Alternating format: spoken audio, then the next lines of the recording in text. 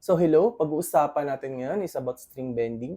Kung baguhan ka pa lamang sa paggigitara, mag-share ako sa iyo ng exercises and tricks para ma-execute ng maayos yung string bending.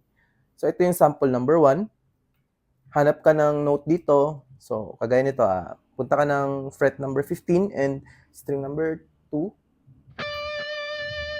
So ang note is D. So kung gusto mo siyang i-try na mag-bend papunta sa D ng whole note, punta ka dito sa number 13 and i-bend mo siya pataas. So ito yung magiging reference mo. So para ma-check mo kung tama, dapat magkatunog sila. Tapos kung half note naman, atras ka lang ng isa, punta ka sa number 14. Dapat magkatunog pa rin.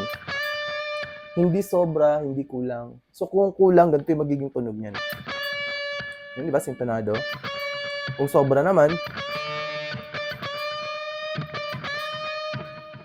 so dapat sakto lang. So D, tapos half note, B, full note,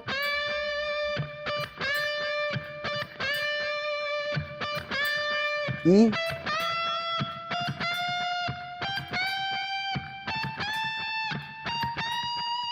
so, ganun mag-check ng bend kung tama ba siya. Hanap ka lang ng isang nota dito. Tapos i-check mo, full note. Dapat parehas talaga yung tunog. Pwede ka naman mag-add ng mga konting vibrato.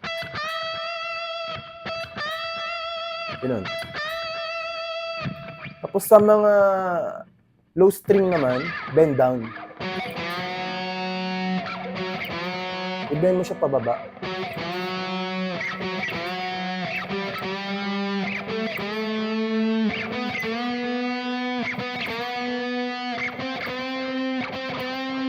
So gawin mo yan as a part of your exercise kung baguhan ka pa lang para masana yung mga fingers mo and later on magiging muscle memory yan eh.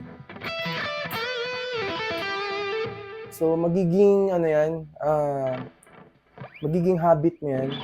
So para lagi kang asentado sa mga string bending mo.